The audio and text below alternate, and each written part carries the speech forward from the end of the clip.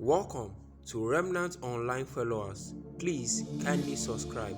Thank you. There are many people manifesting power today, but to a very large extent, God don't know them. To a very large extent, their character does not represent God. And so in order for us to understand priorities, I began by defining and explaining the necessity of moral values before demonstration of power. So that you are not just there manifesting something that another spirit can take over you and you are still manifesting. Because you can start with prophecy and end up in divination. You can start manifesting the Spirit of God, but a point will come where you create a caveat for an immoral spirit and God is no longer working, but another spirit takes over. You will still be calling names and phone numbers, but you are already in error. And so in order for you not to begin with God and to end up with the devil, we must define emphasis correctly. And this is why yesterday we said the first kind of men that the world wonders at are those who uphold the moral standards of God. And so we began from 2 Peter chapter 3 from verse 11 and verse 14 as our keywords, scriptures of emphasis. And Peter was speaking. He drew the attention to the fact that a time is coming where the elements of this world will melt. And it says, "Seeing then that all these things shall be dissolved," talking about every physical thing we know, from the diamonds to the iron to all the natural resources to all the physical possessions we have, like cars, like houses. It said a time is coming when all of these things shall melt. It now said, "Seeing then that all of these things shall dissolve, what manner of persons ought we to be in our lifestyle?" Because if we don't realize that everything we have, a day will come when it will vanish and it will no longer have the capacity to define our essence. We will live our life only based on the things we have. Paul said, "A day cometh where these things," Peter rather, "shall melt and shall be dissolved." He said, "What manner of men ought we to be?" And in verse 14, he said we should be blameless and without spot. And so I said the men that represent God must have a priority of attaining the standard and the status of blamelessness. That is what God looks at in his men. And even the world, as corrupt as it is, that is what he looks at in men. That's why the world is okay if somebody dresses naked. But if you say you are a man of God, you can't dress naked. The world has no challenge if people are immoral. People can walk in and out of the hotel demonstrating all forms of immorality, no problem. But if you are a pastor, they will ask the question, "What are you doing here? And how come you are holding on to a woman that is naked? I thought you say you are a man of God." So it's not only God that expects us to be blameless, even the world expects us to be blameless. And I told you yesterday, being a man of God is not having a title. A man of God is not a pastor. A man of God is not a prophet. A man of God is a man who comes from God. A man who represents God. A man whose essence is God. You are of God, little children, because you have overcome him. Whoever is born of God. So a man of God is one who is born of God, who lives for God and who represents God. And Paul is saying, if we are such men, then blamelessness must become our target, because God has a moral value. Paul came to reiterate the same emphasis in 2 Timothy chapter 2 from verse 19. He said, "The foundation of the Lord standeth sure." That means it will not bend for anybody. If you like, be an apostle. If you like, be a prophet. If you like, be a bishop. This foundation will never bend. He said, it is on the strength of God's standard that he identifies with men. He said, "Therefore, the Lord knoweth them that are his." And he said, "Whoever names the name of the Lord must," not should, must depart from iniquity. Must depart from iniquity. In verse 21 of that scripture, it said, if a man purges himself, it said, then he is qualified, sanctified, and fit to be used of the master. So the men God uses that the world wonders at are those who have perfected the life of purity and holiness. If there is no morality in your life, there's nobody that will wonder at your existence. Your existence will be normal and natural like any other person. The reason the world wonders at you is because they see that everybody is fornicating. Why are you not fornicating? Everybody is lying. Why are you not lying? Everybody is compromising. Why are you not compromising? There is therefore something in you that makes you not like every other person. It's on the strength of your moral values and moral standard that the world will ask the question, what manner of man are you? We have been around you. Everybody drinks alcohol once in a while. How come you don't drink? We have been around you. Everybody has a girlfriend. How come you are not fornicating? What is it about you that you are able to live above the power of the age? Then they will begin to ask the question, what manner of man are you? If we must be men of God, we must uphold purity, not just in public but in secret. It is easy to come to the platform and preach a good message, but God is not moved by the message you preach, because it's not growing based on your message. It's the one who even gave the message in the first place. God is moved by your capacity to sustain purity, that your garment is not stained. So when you stand, what the immortals are looking at is not your message, it is your garment. If there's a stain on your garment, you have no right to participate in their realm. The title does not mean anything to those guys. When Isaiah ascended to the realm of God, he said, in the year that King Uzziah died, I saw the Lord, and his strength filled the temple. He looked at the glory and the excellency of God, and suddenly nobody was carried away by his title.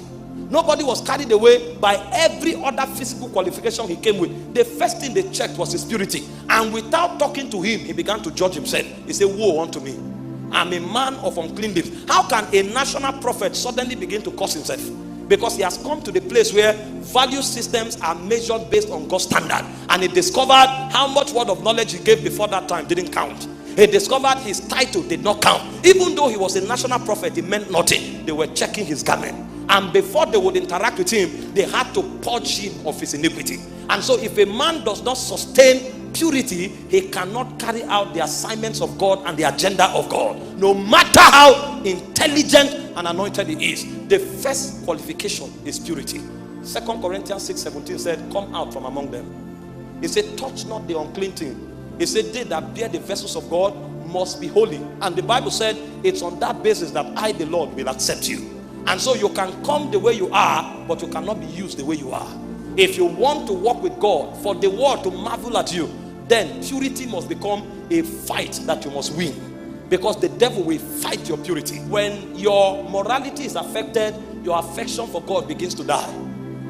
That's why you find people who can sit in front of the movie for 10 hours, but they cannot sit with their Bible for 30 minutes. Passion for God is beginning to die because they have begun to love the world.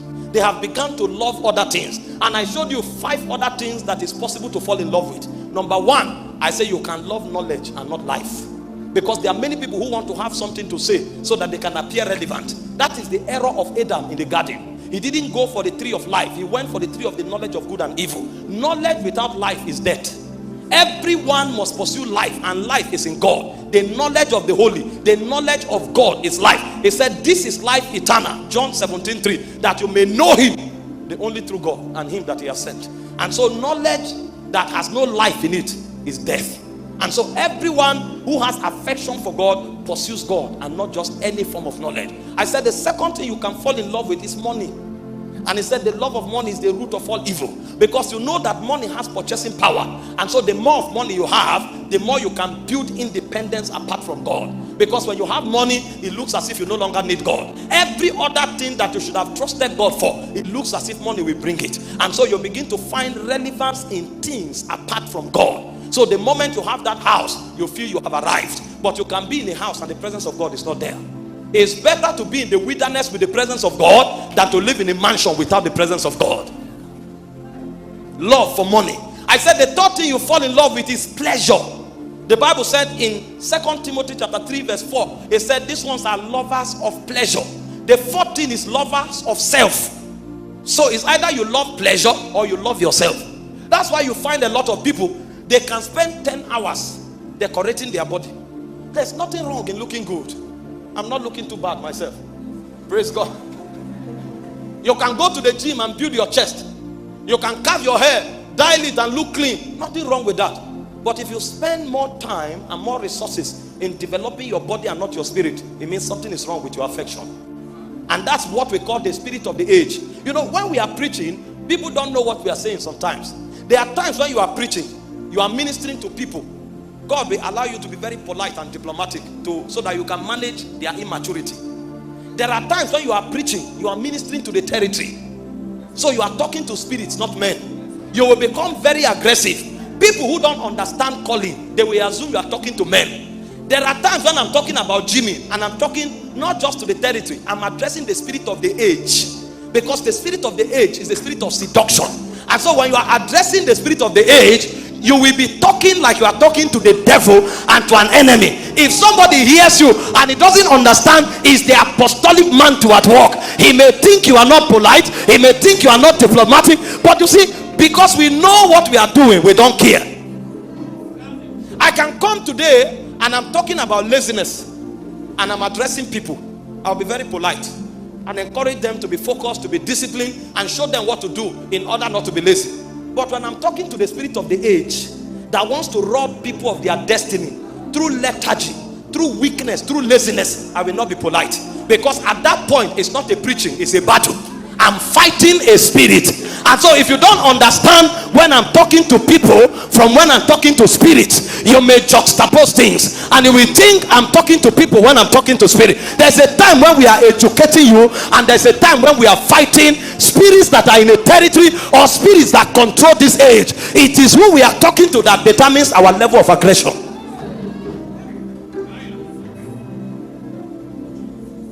Are you following? And so there are those who are lovers of pleasure. There are those who are lovers of self. They spend a whole month taking care of themselves, their physical body, from eyelashes to fingernails to hairdo to size of their muscles, all of that.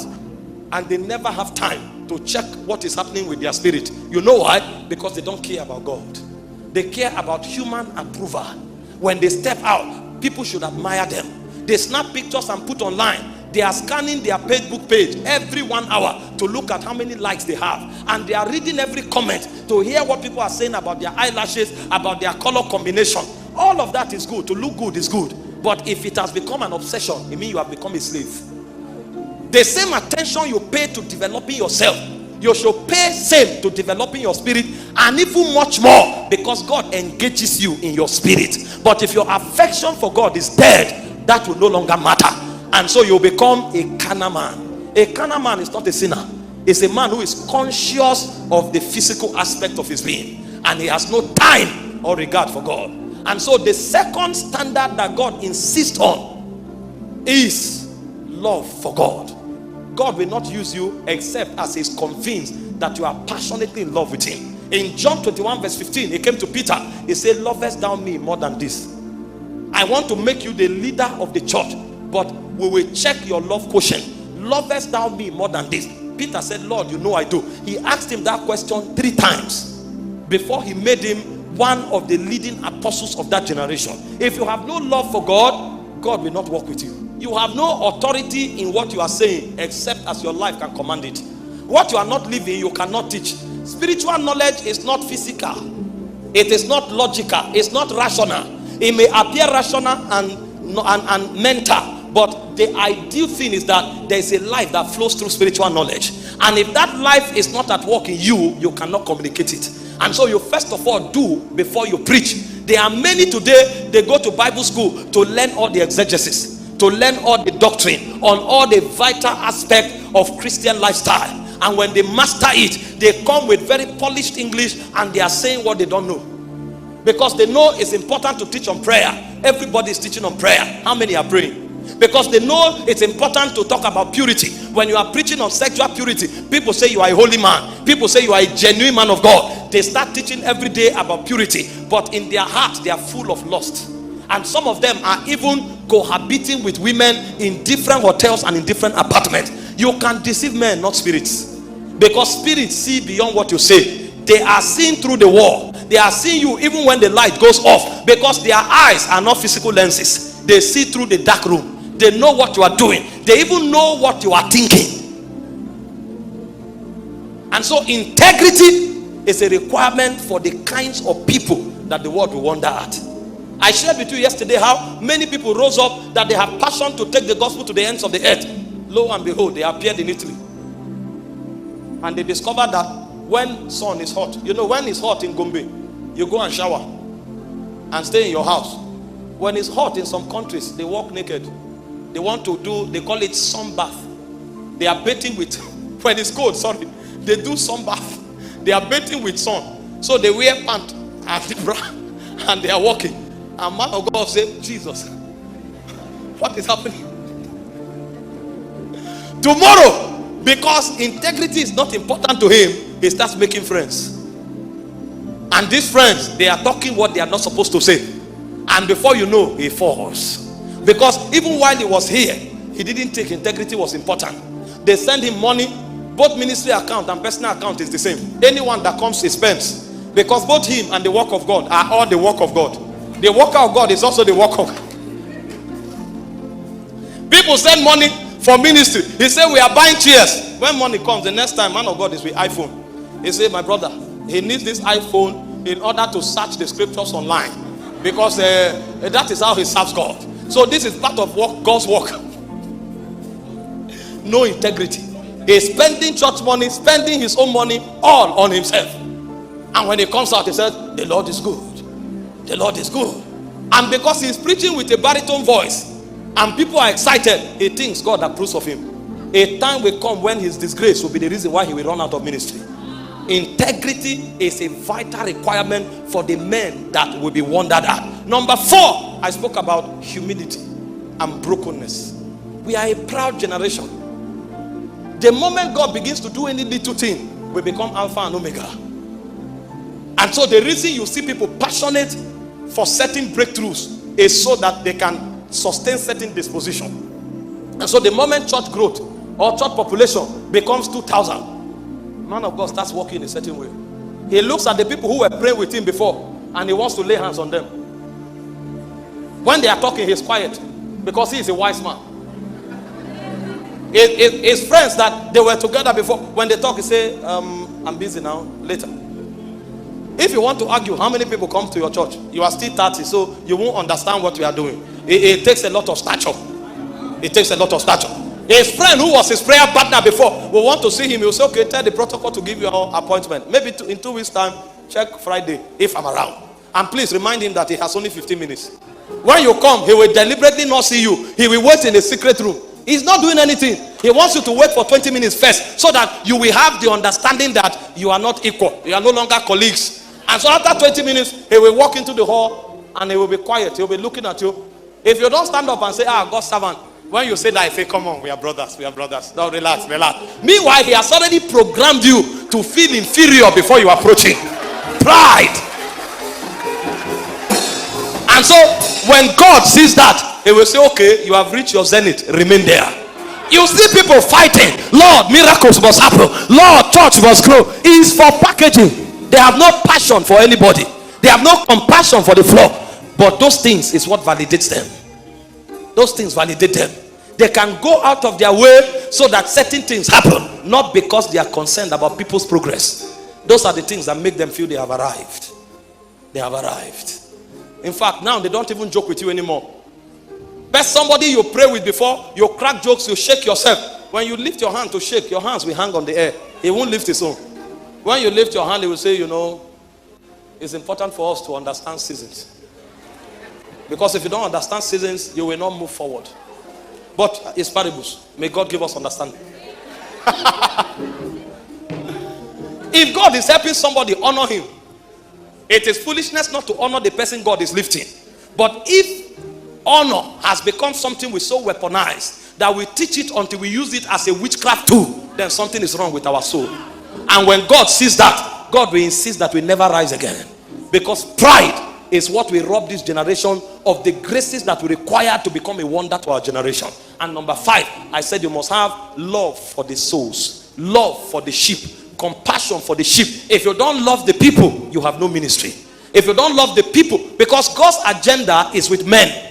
And so you cannot claim you are part of God's agenda when you don't have affection, love, and passion for the people. I read scriptures for you yesterday from Matthew 14:14, Matthew 9:37. The Bible said Jesus saw the multitude and he was moved with compassion.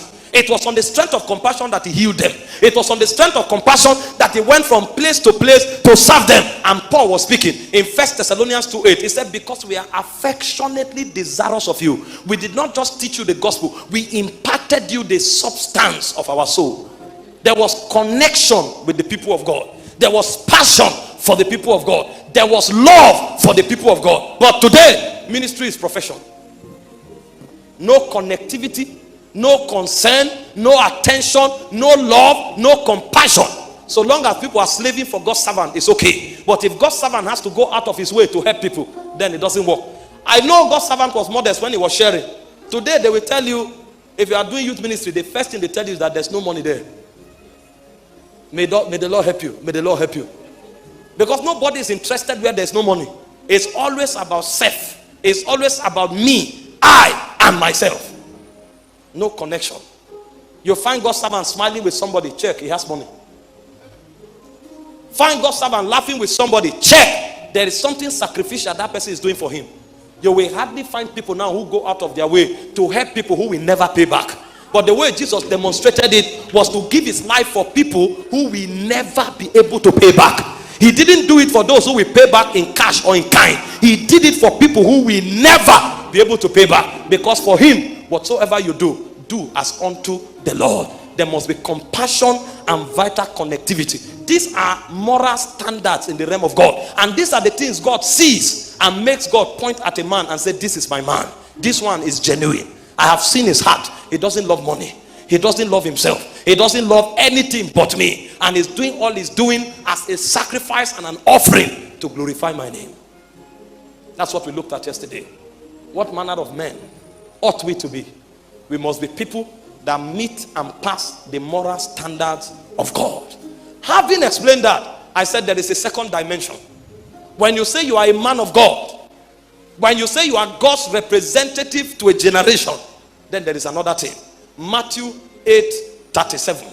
It said Jesus stood up and rebuked the wind, and the disciples looked at him and they said, what manner of man is this, that even the wind and the waves obey him? And so the second thing that must be traceable to your life is signs and wonders.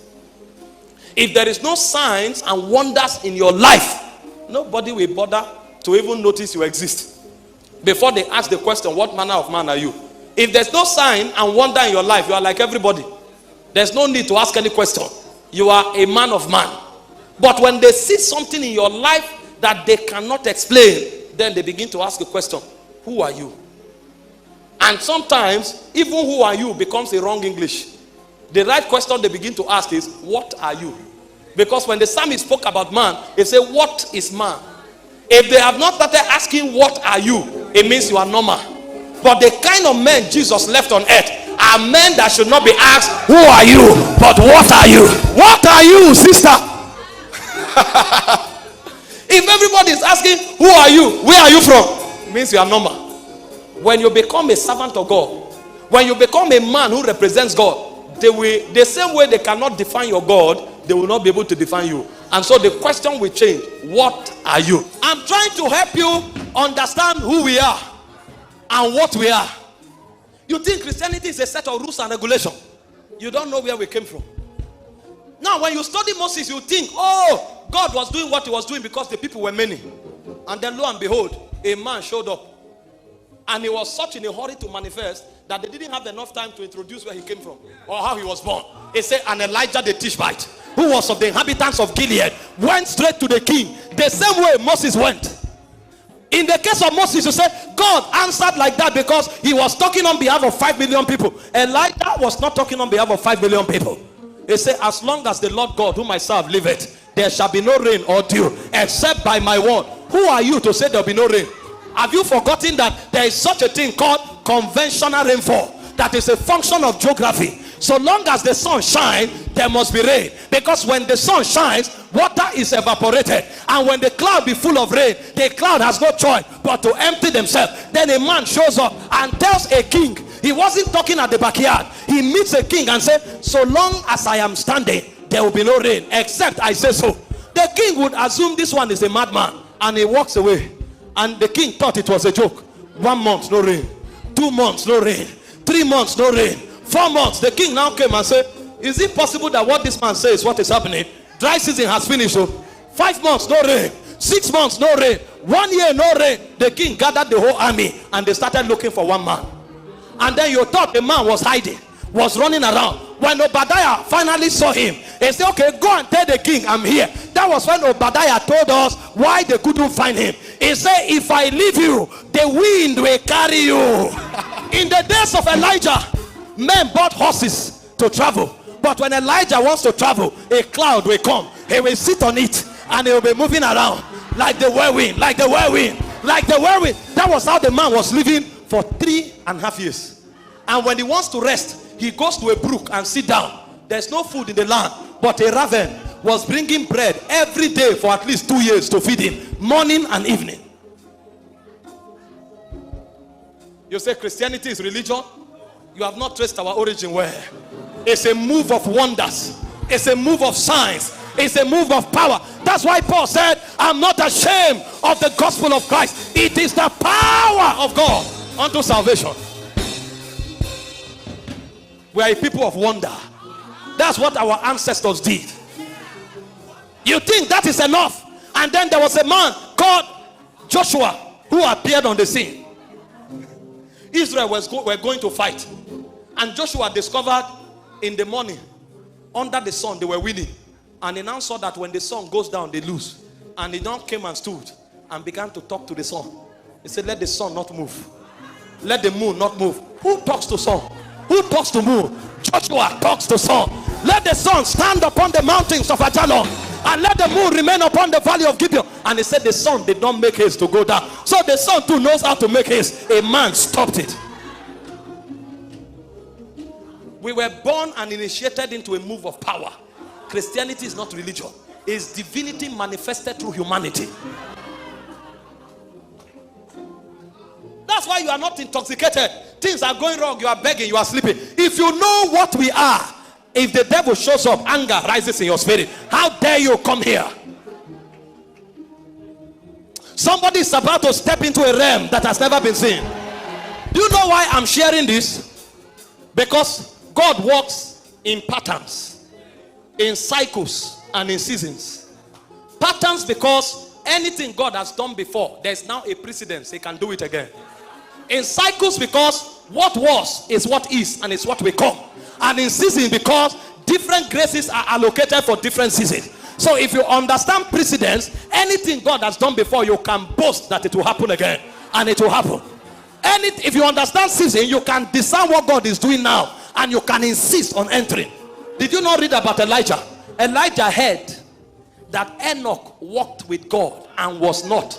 And Elijah said, if God has done it before, he can do it again. When Elijah's time on earth was over, Elijah, like Enoch, also said, God will take me. And Elisha said, we have heard that God will take you. I will not leave you today. Elijah was so sure that he wanted to dribble Elisha. And Elisha said, I know you are going today. I will not leave you. How can you believe such a thing will happen with a man? And how can a man be mad enough to believe it? Elijah did not just know it will happen. He knew the location. And you know what Elijah did? He came to the Jordan and said, God did not part the river because Moses was with 5 million men. God parted the river because a man dared to believe. He took his mantle, struck the water. The same way God parted the river for 5 million people, he parted it for 2 people. And Elijah and Elisha walked through. When Elijah crossed the Jordan, he knew that the time has come. And he told Elisha, what do you want? My time is at hand. Your time to go where? So why you are bragging about standing in Heathrow Airport in London? Somebody else knows the airport to heaven.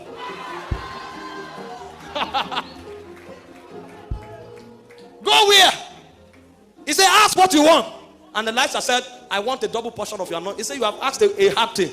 Notwithstanding, if you see me when I'm taking, who will take you? How will they take you? What are you talking about? What are you? And while they were yet talking, the Bible said suddenly there was a chariot of fire from heaven, and he splitted them into 2. And he said a whirlwind carried him. Elisha knew, and he was watching, and he shouted, my father, the chariot of Israel and his horsemen thereof. And he said the mantle fell, and he cut it. Ah! Mereke Kekora, Maragada, Zaza, Maruka. Hear this, hear this, hear this. Everything God has done before, he is still doing. Is what you can catch that is your own. Elisha cut it. Hey! And what God did for 5 million people, God did for 2 persons. Now God is about to do for 1 man. And Elisha turned back and said, the Lord God of Elijah, he struck the water parted, and he crossed. The moment he crossed, every other prophet knew that this one has become another man. When you are there, you are there. When you are there, when you... Thank you for watching. Please kindly like, comment, subscribe, and turn on your notification bell so you always get notified whenever we post a new video. And don't forget to share. Thank you.